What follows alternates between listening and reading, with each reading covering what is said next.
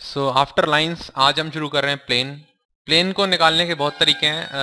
Plane कई कई तरीके से हम यूनिकली डिटरमाइन कर सकते हैं। यूनिकली मतलब जो कंडीशंस आपको दी हूँ उसकी मदद से आप केवल एक ही प्लेन निकाल सको, वो बोलते हैं, इसको बोलते हैं यूनिकली डिटरमाइन करना। तो उसमें से जो पहला केस जो पढ़ेंगे वो है कि आपको दिया हो the normal to the plane and its distance from the origin is given.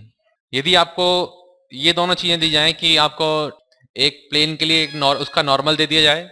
Normal देने का मतलब है उस नॉर्मल की डायरेक्शन रेशियो दे दी जाए, मतलब उसके नॉर्मल का एक वेक्टर दे दिया जाए। वेक्टर दे देंगे तो मतलब आपको डायरेक्शन रेशियो मिल गया उसके। तो एक तो नॉर्मल दे दिया गया और उस प्लेन की आपको और एक नॉर्मल दे दिया गया और उस प्लेन की डिस्टेंस दे दी गई। इतना काफी है उस प्लेन को यूनिकली डिटरमाइन करने के लिए। ऐसा एक नॉर्मल रखने वाले तो बहुत सारे प्लेन हो सकते हैं। ऐसे बहुत सारे प्लेन हो सकते हैं जिनका एक ही नॉर्मल हो। मान लो ये कोई लाइन नॉर्मल है, ये इस प्लेन के भी नॉर्मल है। ऐसा एक और प्लेन कोई यहाँ भी हो सकता है, ये जो प्लेन है यहाँ भी नॉर्मल है। तो ऐसे खूब सारे प्लेन हो सकते हैं जिसपे नॉर्मल हो, परंतु ऐसा एक ही प्लेन होगा दुनिया में जो उसके लिए आपको एक नॉर्मल भी दी होगी और उसकी दूरी भी ओरिजिन से वही होगी। यहाँ पे दो कंडीशन है एक्चुअली, एक तो नॉर्मल भी होना चाहिए और दूरी भी होनी चाहिए। तो वो दोनों कंडीशन फॉलो करने वाला एक ही प्लेन होगा। तो इसलिए मैं बोल रहा हूँ यूनिकली डिटर्मिनेशन जरूरी है। तो इस तरह के जब हम प्लेन बोलते हैं इसको बोलते हैं plane in a normal form. Normal form इसका नाम यही पड़ा है क्योंकि नॉर्मल दिया हुआ है आपको और जो डिस्टेंस आपको दी हुई है ओरिजिन से वो भी आपकी नॉर्मल डिस्टेंस है। मतलब नॉर्मल डिस्टेंस मतलब परपेंडिकुलर डिस्टेंस है। सबसे पहले वेक्टर फॉर्म से स्टार्ट कर रहा हूं मैं, आपको वेक्टर फॉर्म इसका कर रहे हैं। तो मान लीजिए कोई प्लेन है, ये कोई प्लेन है और इधर मैंने बना लिया लेट से ओरिजिन, और मैंने ओरिजिन से इस पे परपेंडिकुलर डाल दिया। ये ओरिजिन से इस पे परपेंडिकुलर है और मान लिया मैंने ये पॉइंट मान लिया n। एक पॉइंट मैं और मान लेता हूँ इस पे, जनरल पॉइंट मान लिया मैंने कोई p जो इस प्लेन पे होगा, जिसके कोऑर्डिनेट होंगे और जिसका पोजीशन वेक्टर में बोल सकता हूँ r वेक्टर। कार्टेशियन फॉर्म में बोलूंगा x, y, z और वेक्टर फॉर्म में r वेक्टर में बोल सकता हूँ इसको, पोजीशन वेक्टर है ये। और मान लीजिए आपको दूरी दी हुई है, ये ON जो दूरी आपको ये कंडीशन दी हुई है ना आपको कि दूरी पता होगी और आपको नॉर्मल वेक्टर पता होगा।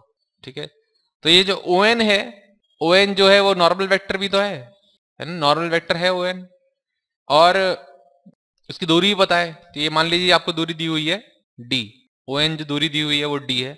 तो यहाँ पे काफी आसान है निकालना, बिकॉज अगर आप इस p को n से जोड़ दें तो pn जो लाइन है वो तो प्लेन में आ रही है और जो ON है वो क्या है, परपेंडिकुलर टू द प्लेन है। pn तो प्लेन में समा रहा है और जो ON है वो प्लेन के परपेंडिकुलर, यानी इसका मतलब pn और ON भी परपेंडिकुलर हो जाते हैं। तो आप लिख सकते हो यहाँ पे कि np वेक्टर, अगर मैं n को p से जोड़ दिया, ये वेक्टर बना लिया मैंने, और जो ON वेक्टर है दोनों परपेंडिकुलर है। और दो वेक्टर जब परपेंडिकुलर होते हैं तो उसकी एक कंडीशन है जिसकी वजह से हम इक्वेशन निकालते हैं, वो है डॉट प्रोडक्ट। ये डॉट प्रोडक्ट अगर दो परपेंडिकुलर वेक्टर का होता है 0। तो यहाँ पे मतलब इसका मतलब है np vector dot ON vector हो जाएगा 0। और इसी को हम बढ़ाएंगे आगे कि np वेक्टर क्या होगा, p वेक्टर का पोजीशन कोऑर्डिनेट वो हो जाएगा r वेक्टर माइनस, अब इस n की पोजीशन कोऑर्डिनेट कैसे निकालूंगा मैं, मान लेते हैं मेरे को जो नॉर्मल वेक्टर है वो दिया हुआ है, उसका नॉर्मल वेक्टर का मुझे डायरेक्टली वैसे काम नहीं है।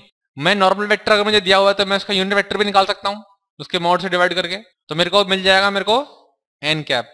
तो मुझे दिशा मिल गई, इसके परपेंडिकुलर जो दिशा है वो है n कैप, और उसको यदि मैं d से मल्टीप्लाई कर दूं तो मेरे पास ON वेक्टर आ जाएगा।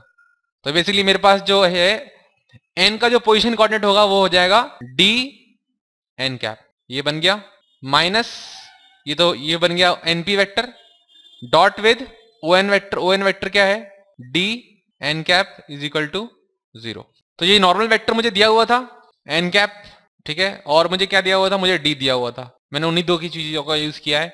तो ये मेरे पास इक्वेशन आ गया। इसको मैं डॉट प्रोडक्ट को खोल देता हूं आगे, तो ये बन जाएगा r vector dot d n cap minus d n cap dot n cap. n cap dot n cap क्या हो जाता है, 1 हो जाएगा। यहाँ पे डी स्क्वायर आएगा एक्चुअली, जब आप मल्टीप्लाई करोगे ना तो यहाँ पे डी स्क्वायर आएगा और n cap dot n cap 1 बन जाएगा। तो आप देखोगे आगे बन जाएगा आपका आर वेक्टर, एक डी से डी भी आप काट सकते हो 0 के साथ, ये बन जाएगा r vector dot n cap is equal to d, क्योंकि एक डी आप कॉमन ले लीजिए, यहाँ डी है यहाँ डी स्क्वायर है, एक डी कॉमन लेके काट सकते हैं और एन कैप 1 बन जाएगा। तो r vector dot n cap is equal to d. D एक कांस्टेंट क्वांटिटी है, वैसे भी दो वेक्टर का जब डॉट प्रोडक्ट होता है तो स्केलर ही आता है। तो ये जो आपकी इक्वेशन आई है ये है आपकी वेक्टर इक्वेशन उस प्लेन की। आर पोजीशन वेक्टर एक पॉइंट है वेक्टर पे, एन वेक्टर वो एक नॉर्मल वेक्टर है प्लेन के एन कैप, और डी उसकी डिस्टेंस है ओरिजिन से। तो ये आपके पास इक्वेशन आ गई, और ये हर पॉइंट सेटिस्फाई करेगा प्लेन पे आने वाला, क्योंकि आर तो मैंने एक जनरल पॉइंट माना है एक्स वाई जेड, क्योंकि हर पॉइंट इस इक्वेशन को सेटिस्फाई कर रहा है इसलिए ये प्लेन की इक्वेशन होगी। तो अगर मुझे कार्टेशियन फॉर्म में लिखना होता है सेम इक्वेशन को, तो उस केस में मैं आर पोजीशन वेक्टर को मान लेता एक्स आई कैप प्लस वाई जे कैप प्लस जेड के कैप, और एन वेक्टर जो एक नॉर्मल वेक्टर है क्योंकि वो एन कैप है यूनिट वेक्टर भी है, तो मैं उसको डायरेक्शन कोसाइन वेक्टर मान सकता हूँ क्योंकि उसका क्या मैग्नीट्यूड क्या है उसका 1 है। तो मैं उसको मान सकता हूँ l i cap plus m j cap plus n k cap. Element में तभी मानता हूं जब अंडर मुझे पता है क्योंकि इसका मैग्नीट्यूड क्या आएगा under root l square plus m square plus n square जो कि 1 है, इसलिए ये यूनिट वेक्टर बन जाएगा। तो अगर आप अब खोलेंगे, जब आप खोलेंगे r dot n cap is equal to d, तो आप डॉट प्रोडक्ट करेंगे तो क्या आएगा l x plus m y plus n z is equal to d. तो ये आपकी इक्वेशन आ गई कार्टेशियन फॉर्म में, l x plus m y plus n z equal to d, जहां पे एल एम और एन क्या हुआ है आपके जो नॉर्मल था प्लेन के उसके डायरेक्शन कोसाइन है, और डी आपकी परपेंडिकुलर डिस्टेंस है ओरिजिन से।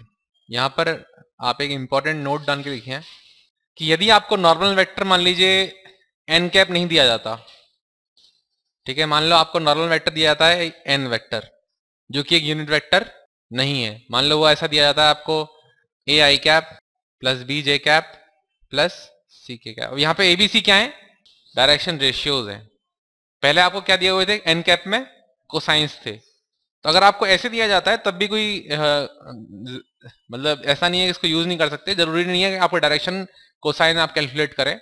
आप क्या कर सकते हैं, आप देखिए आपकी इक्वेशन थी r vector dot n cap is equal to d. आप जानते हैं कि अगर आप इस एन कैप को, यदि आप इस एन कैप को किसी एक चीज एक किसी नंबर से मल्टीप्लाई कर देंगे जो कि बेसिकली इसका एन वेक्टर का मैग्नीट्यूड होगा, तो मेरे पास वो आ जाएगा। तो मैं क्या कर सकता हूं, मैं ऐसे मल्टीप्लाई करता हूं r vector dot mod n vector into n cap is equal to mod n vector into d, क्योंकि मैं दोनों तरफ मल्टीप्लाई कर दिया मैंने, और दोनों तरफ मैंने कांस्टेंट मल्टीप्लाई किया, तो उस कांस्टेंट को मैं किस वेक्टर के साथ भी कंबाइन कर सकता हूं, जिसे मैंने प्रॉपर्टी पढ़ी है उससे। तो बेसिकली मेरे पास जो ये बन जाएगा वो बन जाएगा आर वेक्टर डॉट, अब ये mod n multiply by n cap, ये क्या बन जाएगा is equal to mod n into d, यानी ये बन जाएगा मेरे पास, जब मैं इसको खोलूंगा तो ये बन जाएगा A X plus B Y plus C Z is equal to, ये कुछ एक नया कांस्टेंट आएगा ये एक नया कांस्टेंट आएगा लेट्स से डी डैश। अब इस केस में ये डी डैश है वो मेरी ओरिजिन से डिस्टेंस नहीं है, इस केस में ये जो डी डैश है वो मेरी प्लेन की ओरिजिन से डिस्टेंस नहीं है, मेरी प्लेन की डिस्टेंस तो डी थी जो कि पीछे रह गई है, उसमें मैंने अब क्योंकि मॉड एन का मल्टीप्लाई कर दिया है डी डैश बन गया है, अब ये वो डिस्टेंस नहीं रही है। डिस्टेंस निकालने के लिए और भी तरीके, कोई वैसी बात नहीं है, मैं बस इतना कहना चाह रहा हूं आपसे कि वो सम कांस्टेंट टाइम्स डी हो जाएगी। इसके देखो कई तरीके हैं, या तो आप एन कैप निकाल लो पहले से, अगर आपको एन वेक्टर दिया जा रहा है तो एन कैप निकाल लो, और r dot n cap is equal to d तो स्टैंडर्ड इक्वेशन है ही नॉर्मल फॉर्म की। परंतु यदि आप चाह रहे हो कि आप एन कैप ना निकालो, आप डायरेक्टली क्या कर सकते हो R vector dot N vector is equal to some नया कांस्टेंट डी डैश। अब वो नया कांस्टेंट डी डैश निकालना कैसे है, उसके और भी तरीके हैं, ठीक है, वो अब वो सवालों के जरिए हम करेंगे, बिकॉज अभी आगे चल के आप ये भी पढ़ने वाले हो कि एक पॉइंट से हम किसी प्लेन की डिस्टेंस कैसे निकालते हैं, जैसे हम किसी पॉइंट से लाइन की डिस्टेंस निकालते हैं ना फॉर्मूले से, स्ट्रेट लाइन में हम जो पढ़ते हैं, वैसे ही हम एक पॉइंट से प्लेन की डिस्टेंस कैसे निकालनी है ये भी हम पता कर सकते हैं। तो लेट्स से एक सवाल है आपके पास, find the vector equation of a plane which is at a distance of 6/√29 from the origin and its normal vector from the origin is 2i cap minus 3j cap plus 4k cap। आप देखिए यहाँ पे आपसे vector equation पूछी गई है plane की, जो कि दूरी इतनी दी हुई है, आपको डी दिया हुआ है साफ साफ 6/√29, ठीक है, ओरिजिन से दूरी दी गई है, and it's normal vector from the origin, यानी कि जब प्लेन पे मैं ओरिजिन से नॉर्मल डालूंगा तो वो भी मुझे दिया हुआ है। वो ये नॉर्मल वेक्टर जो होगा, ओ एन जो वेक्टर होगा वो भी दिया हुआ है मेरे को, यानी मैं सिंपल अपने नोटेशन लिखता हूँ। अगर वो एन वेक्टर बोल देता हूँ उसको। अब देखिए ये वेक्टर वो ये है, क्योंकि अब ये यूनिट वेक्टर नहीं है, क्योंकि इसका मैग्नीट्यूड 1 तो है नहीं, यानी ये एन वेक्टर ही है। 2i cap minus 3j cap plus 4k cap. अब या तो मैं डायरेक्टली इसको ऐसे लिखूं, इसके मॉड को बाद में लगा दूंगा, जो मैंने आपको बाद में बताया था करना। तो मुझे डी डैश निकालना पड़ेगा उस केस में। डी डैश क्या होगा, इसका मॉड मल्टीप्लाई बाय जो आपको डी दिया हुआ है, या फिर मैं इसका यूनिट वेक्टर निकाल लेता हूँ। यूनिट वेक्टर क्या हो जाएगा, इसका एन कैप बराबर निकल के आएगा। इसका मॉड कितना आएगा, तो मॉड तो वैसे भी निकालना ही पड़ेगा, तो मॉड निकाल लेते हैं। 4 और 9 13 और 16, 4 प्लस 9 प्लस 13 और 16 अंडर रूट 29। ठीक है, तो अब जो मेरा पास फॉर्मूला था r vector dot N vector is equal to mod n vector multiply by d, ये तो नया फॉर्मूला था। अगर मुझे डायरेक्टली यूज करना है तो बिना एन कैप के, अगर एन कैप से करना होता तो r vector dot n cap is equal to d. आप देख भी सकते हो ये मॉड एन क्या है, मॉड एन नीचे ले जाओगे तो एन कैप बन जाएगा, चीज तो वही है, तो ये बन जाएगा।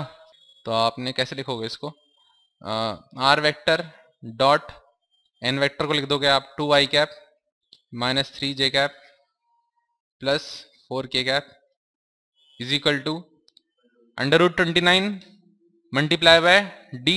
अंडर रूट 29 से कट जाएगा, वो क्या बचेगा 6। तो ये आपके पास जो इक्वेशन आई है ये आपकी वेक्टर फॉर्म।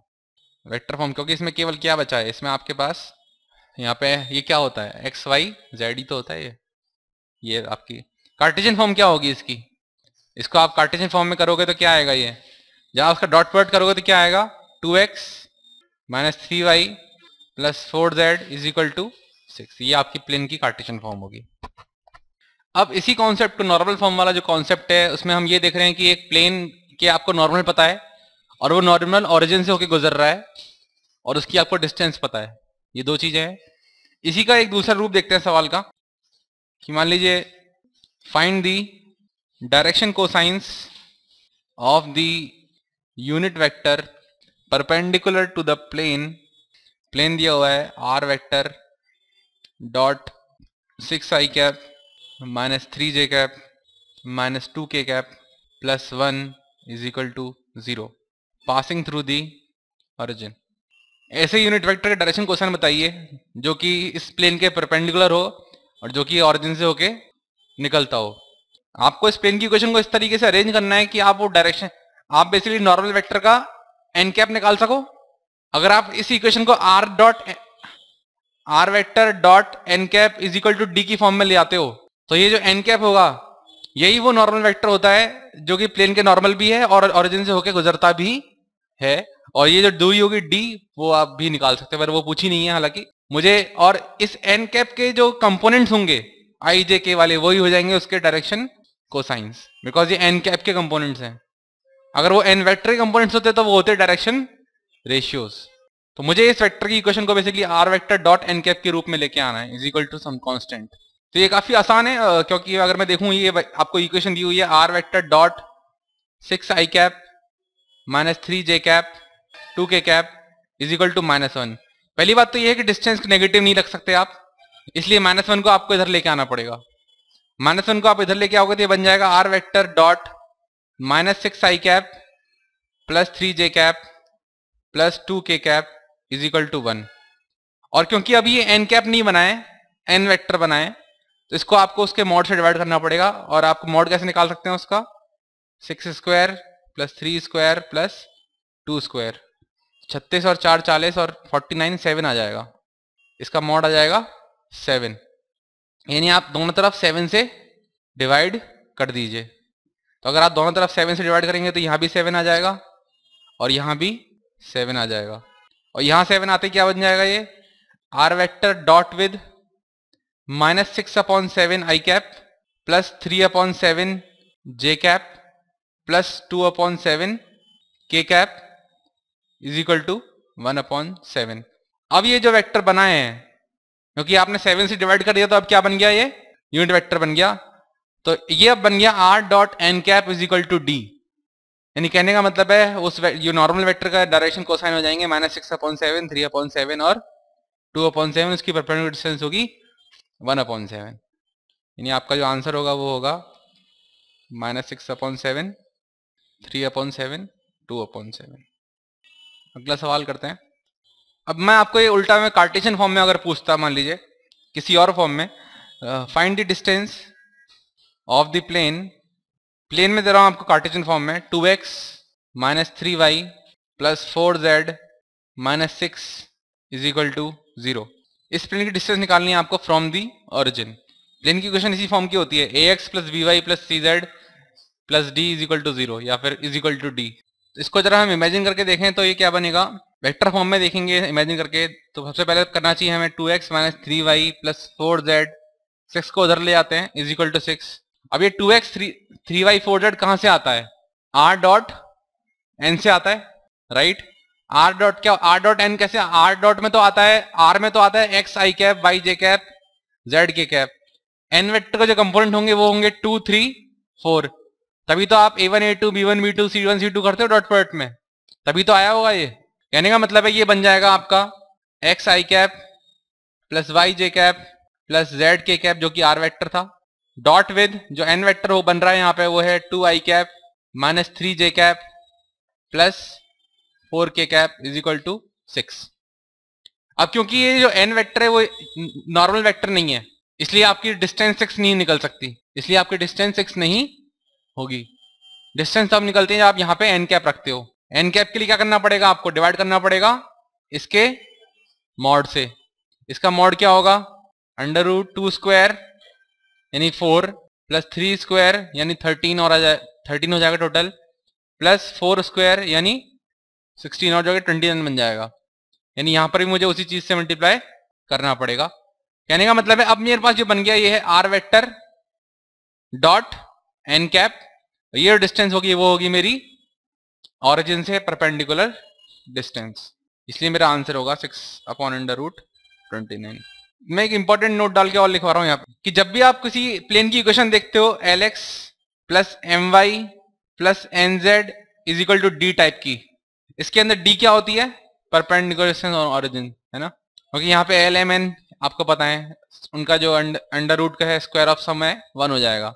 परंतु यदि आप इक्वेशन देखते हो ax plus by plus cz = d type की, d या d डैश जो भी ले लो, उस केस में ये जो d डैश है वो ऑरिजिन से डिस्टेंस नहीं है, और ये जो abc है ये क्या है, किसके डायरेक्शन रेशियोज हैं, नॉर्मल के डायरेक्शन रेशियोज हैं।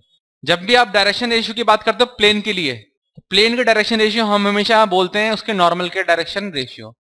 प्लेन का डायरेक्शन हम हमेशा नॉर्मल के डायरेक्शन रेशियो से बताते हैं, क्योंकि प्लेन कोई ऐसा तो है नहीं कि आप एक लाइन की मदद से बता दो भाई अगर प्लेन में कोई लाइन आती है तो उसका ये डायरेक्शन है, क्योंकि प्लेन में तो ये लाइन भी आती है, प्लेन में ये लाइन भी आती है, प्लेन में ये लाइन भी आती है। क्योंकि अगर आप एक प्लेन ले रहे हो उसके अंदर तो एक ऐसी लाइन भी है, एक ऐसी लाइन भी है, एक ऐसी लाइन भी है, एक ऐसी लाइन भी है, तो कोई तुक नहीं बैठती है, कोई मतलब नहीं बैठता है कि मैं इन सब लाइंस का डायरेक्शन रेशियो प्लेन के डायरेक्शन रेशियो के बराबर बोलूं, हालांकि सभी प्लेन में आ रही है। इसलिए हम यूनिकली प्लेन का डायरेक्शन रेशियो रखने के लिए हम प्लेन का डायरेक्शन रेशियो बोलते हैं उसका जो नॉर्मल वेक्टर होगा प्लेन पे उसके डायरेक्शन रेशियो को बोलते हैं प्लेन का डायरेक्शन रेशियो।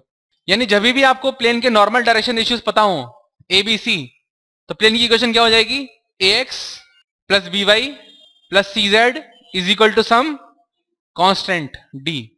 अब वो ओरिजिन से डिस्टेंस है या नहीं है वो देखना पड़ेगा कि अगर आपका ABC का सम ऑफ द स्क्वायर 1 हो रहा है कि नहीं हो रहा। अगर सम ऑफ द स्क्वायर 1 हो रहा होगा तो d तो डिस्टेंस परपेंडिकुलर ओरिजिन से डिस्टेंस हो जाएगी, नहीं हो रहा होगा तो नहीं होगी, पर होगी तो वो एक कांस्टेंट नंबर ही। तो इंपॉर्टेंट कंक्लूजन ये नोट यहाँ पे ये लिखवाया है मैंने कि जो ABC होते हैं यहाँ पे, ये ABC जो होते हैं वो डायरेक्शन रेशियो होते हैं नॉर्मल के, these are direction ratios of normal. जब भी मैं बात करता हूँ प्लेन के डायरेक्शन रेशियोज की, इसका मतलब होता है ऑटोमेटिकली आपको समझना चाहिए आज से अब से कि वो हो जाएंगे नॉर्मल के डायरेक्शन रेशियोज। यानी जब भी आप प्लेन की इक्वेशन देखें ax plus by plus cz = some constant, जो टर्म x के साथ लगी हुई है वो डायरेक्शन रेशियो का पहला कंपोनेंट है, जो y के साथ लगी हुई है डायरेक्शन रेशियो का दूसरा कंपोनेंट है, z के साथ लगी हुई है डायरेक्शन रेशियो का तीसरा कंपोनेंट है। तो ऐसे हम पता लगा लेंगे और डायरेक्शन रेशियो नॉर्मल के हैं। सवाल करते हैं इसको लेकर, find the coordinates of the foot of the perpendicular drawn from the origin to the plane 2x minus 3y plus 4z minus 6 is equal to 0। यहाँ पे मुझे origin से जो परपेंडिकुलर डाला जा रहा है उसका फुट निकालना है। फुट मतलब उसका पॉइंट, जिस पॉइंट पे वो परपेंडिकुलर हो रहा है।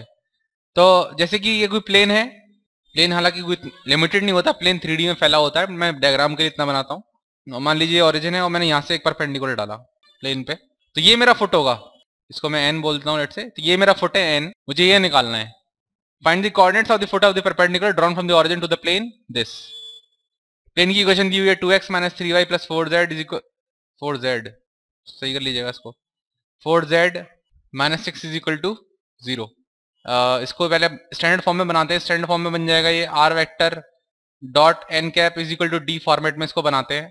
ये बन जाएगा x i cap plus y j cap plus z k cap dot with, मैं इसको लिखूंगा 2i minus 3j plus 4k is equal to 6, और फिर मैं इसको मल्टीप्लाई कर दूंगा अंडर रूट 29 से। ये बन जाएगा X I plus Y J plus Z K 2 upon under root 29 I cap minus 3 upon under root 29 J cap plus 4 upon under root 29 K cap is equal to 6 upon under root 29। ठीक है, दोनों side मैंने under root 29 से multiply कर लिया, जिससे कि मेरा ये जो एन कैप है ये यूनिट वेक्टर बन गया, ये वाला जिसको मैंने अंडरलाइन किया है, इज इक्वल टू डी, ये दूरी आ गई। अब ये जो ओ एन वेक्टर होगा वो क्या होगा यार, ये ओ एन वेक्टर होगा वो हो जाएगा ये d times n cap, d दूरी मल्टीप्लाई बाय उसका यूनिट वेक्टर, दिशा भी मिल गई, मैग्नीट्यूड भी मिल गया, वेक्टर पूरा हो गया। डी क्या है, डी है 6 upon under root 29, N cap है आपका ये 2 upon under root 29 I cap minus 3 upon under root 29 J cap plus 4 upon under root 29 K cap. जब मैं इसको मल्टीप्लाई करूंगा तो क्या आएगा, अंडर रूट 29 से अंडर रूट 29 मिलके 29 बन जाएगा, कुल मिला के क्या बनेगा 12 upon 29 I cap minus 18 upon 29 J cap plus 24 upon 29 K cap. वो क्या होंगे, ओ एन वेक्टर होगा आपका, आई कैप जे कैप के तीनों टर्म्स हैं उसमें। और अब ओ एन वेक्टर क्या होगा, एन के पोजीशन कोऑर्डिनेट माइनस ओ के पोजीशन कोऑर्डिनेट, ओ के पोजीशन कोऑर्डिनेट सभी जीरो हैं, जो भी आंसर आएगा एक्चुअली वो एन के पोजीशन कोऑर्डिनेट ही होंगे। यानी कहने का मतलब एन के पोजीशन कोऑर्डिनेट हो जाएंगे, जो आपका आंसर होना चाहिए, जो आपका आंसर होगा वो होगा 12 अपॉन 29 आई कैप जो है वो आपका एक्स कोऑर्डिनेट होगा, पोजीशन वेक्टर के केस में आई कैप होता है एक्स कोऑर्डिनेट। दूसरा क्या आएगा माइनस 18 अपॉन 29, ये आपका दूसरा जो है वाई कोऑर्डिनेट होगा, और तीसरा होगा 24 अपॉन 29। तो ये होंगे आपके एक्चुअली ओ एन वेक्टर का जो कंपोनेंट से आई कैप जे कैप के कैप वाले जो कंपोनेंट से, पोजीशन वेक्टर हटा दिया मैंने, अब कार्टेशियन फॉर्म में बोलूंगा तो ये पॉइंट्स हो जाएंगे मेरे। तो अब प्लेन की बाकी इक्वेशन हम अगली क्लास में पढ़ेंगे। तो आज हमने बेसिकली प्लेन के बारे में सीखा है। यदि हमें उसका एक नॉर्मल वेक्टर पता हो ओरिजिन से और उसकी दूरी पता हो तो हम कैसे प्लेन को एक यूनिकली डिटरमाइन कर सकते हैं, और उससे जुड़े कुछ सवाल किए। ठीक है, थैंक यू।